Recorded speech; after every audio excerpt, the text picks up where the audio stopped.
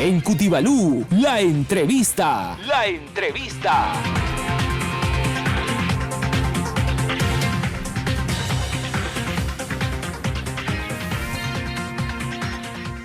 6 de la mañana con 48 minutos, 6:48. En varios países de Europa y también ya de América se han confirmado casos de la viruela del mono. ¿m?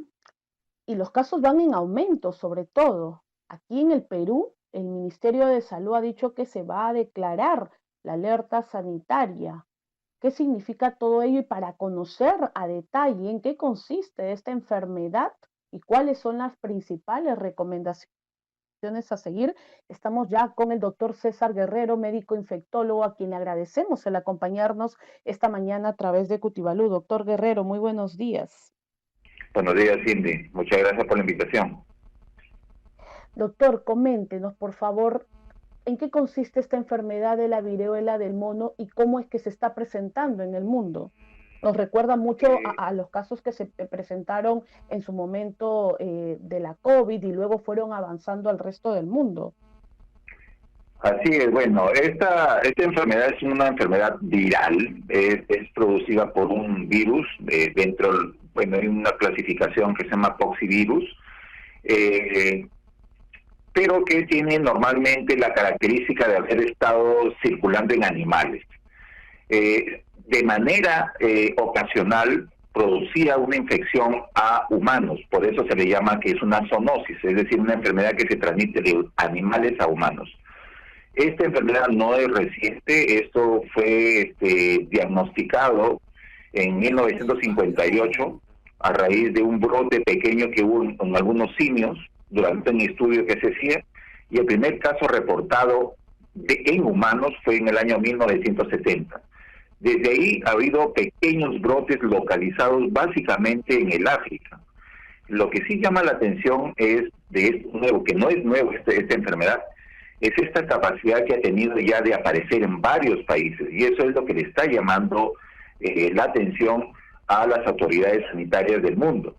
Y a raíz de eso es que, al no saber qué características nuevas puede tener esta enfermedad, es que se ha emitido la alerta sanitaria, que básicamente lo que hace es poner en aviso a los centros de salud, porque estas alertas básicamente para el sector de salud, para que cuando encuentren a un paciente que tenga ciertas características, piensen en una posibilidad de una viruela del mono y se pueda tomar las medidas correctivas, ¿no?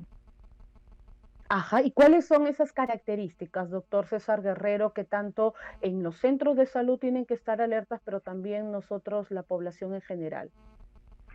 Básicamente, la primera parte de la enfermedad, porque esta es una enfermedad que tiene un periodo de incubación aproximadamente de 1 a 2 semanas, puede llegar hasta 21 días, la cual básicamente, ¿qué quiere decir periodo de incubación? Yo me expuse a una persona que está enferma o a un animal, básicamente, sobre todo al animal, y después de 14 días o 21 días comienzan a aparecer algunos síntomas. ¿Qué síntomas? Los síntomas... Vamos a recuperar rápidamente la comunicación con el doctor César Guerrero, médico infectólogo, ex subdirector regional de salud, quien nos viene explicando todos los detalles acerca de la viruela del mono, esta enfermedad que ya se han confirmado casos en Europa y también aquí en América, y que, como lo ha dicho el doctor, avanza rápidamente, y es lo que está llamando la atención y por supuesto la preocupación en el mundo. Aquí en nuestro país se ha lanzado ya una alerta sanitaria para que los centros de salud estén atentos a las características principales de esta enfermedad y también, por supuesto, la población podamos estar al tanto. Tenemos nuevamente ya comunicación con el doctor César Guerrero. Nos estaba comentando el tema de las características, doctor, de esta enfermedad. Sí, lo que te decía es que esta persona, después de 21 días de periodo de incubación, puede comenzar a presentar características inespecíficas como fiebre, dolor de cabeza, dolor de músculo, escalofríos, que pueden simular, por ejemplo, un COVID al inicio. Pero una de las características que te pueden hacer a ti es pensar que puede ser viruela del mono es la presencia de ganglios linfáticos inflamados, son como unas pelotitas en el cuello que aparecen. Eso a mí, por ejemplo, tendría que hacerme pensar. Después de este periodo de malestar dura aproximadamente puede durar un día hasta 5 días. Después de estos 5 días comienzan recién a aparecer estas máculas, vesículas, son como bolitas que salen inicialmente en la cara y luego se van diseminando. Esto ha permitido que, por ejemplo, se proponga una definición de caso sospechoso, es decir, toda persona que presente, nosotros llamamos exantema vesicular, como unas bolitas en el cuerpo, pero que adicionalmente tenga pues fiebre, dolor de cabeza, dolores musculares y dolor de cuello, pero sobre todo ganglios linfáticos crecidos, y que tenga estas características que te voy a mencionar. Por ejemplo, que haya tenido contacto con una persona infectada 21 días antes, o que haya tenido relaciones sexuales. Están relacionando la posibilidad de que haya estos casos en un número aumentado en hombres que tienen sexo con hombres, o que hayan viajado a esta zona del África 21 días antes. Entonces, esta alerta básicamente lo que hace es poner en aviso a todo el sector salud para que puedan identificar tempranamente estos síntomas. Ajá, doctor, y no sé si hacemos nuevamente hincapié en cómo es que se contagia este virus, porque es importante recalcar para la prevención. Así es, yo creo que es muy importante hablar de la transmisión porque se está tratando de comparar con lo que es el COVID-19 inicialmente. La transmisión tiene que ser básicamente cuando yo me pongo en un contacto estrecho. Es decir, con el COVID-19, cuando uno hablaba, generaba gotas pequeñas y gotas más pesadas. Las gotas pesadas no viajaban más allá de 1 metro y las gotas pequeñas quedaban suspendidas en el aire 3 horas. Eso permitía de que la diseminación fuera rápida. En la transmisión por la viruela del mono, lo que sí se ha visto que sí es posible a través de la vía respiratoria, pero son por gotas pesadas, es decir, aquellas que no viajan más de 1 metro. Eso, ¿por qué es importante? Porque para yo contagiarme tendría que estar yo de un contacto estrecho con una persona infectada, aunque hay que recalcar, el contagio de persona a persona sí ha sido reportada, pero no es tan frecuente. Lo que sí es frecuente es la transmisión a través de contacto con fluidos. En este caso podría ser, por ejemplo, con animales. Por ejemplo, si a mí me muerde un animal que esté infectado, yo sí me puedo contagiar. Se ha visto también contagio a través de la ropa de la cama contaminada, también se puede infectar.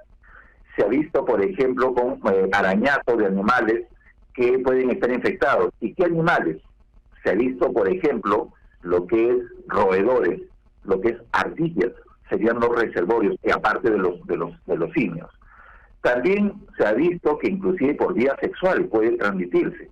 Por eso es que se está viendo algunos reportes de que en aquellas personas hombres que tienen sexo con hombres, también podría ser un mecanismo de transmisión.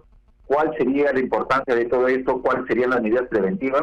En este momento, mantener la protección respiratoria.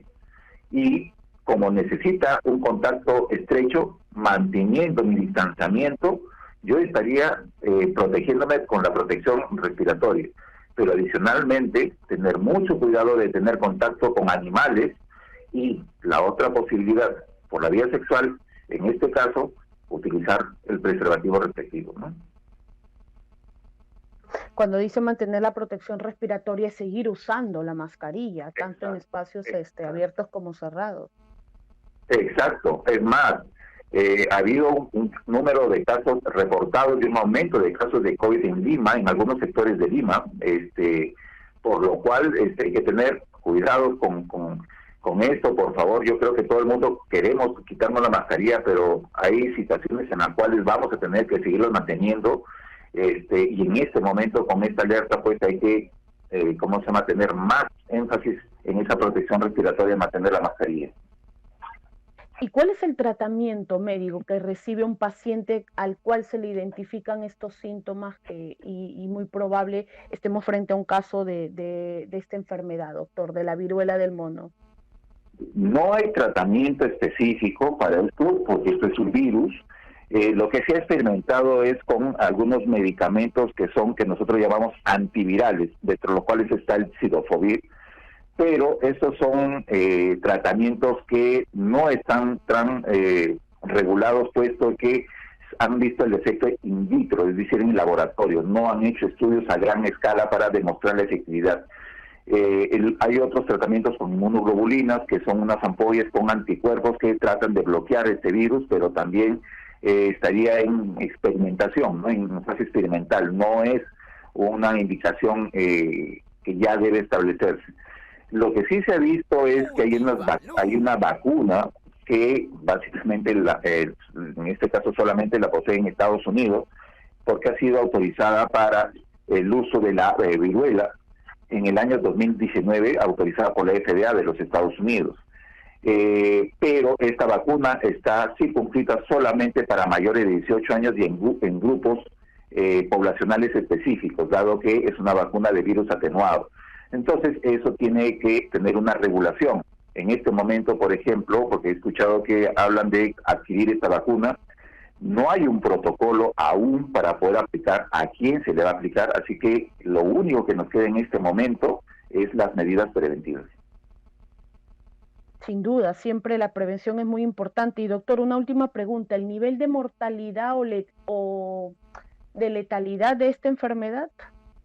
Eso va a depender de los serotipos que tiene. Tiene dos serotipos, uno que es de África occidental, que tiene una letalidad aproximadamente del 1%, y el otro es una variante, una cepa que está viniendo del África central. Es así, la letalidad llega hasta el 10%.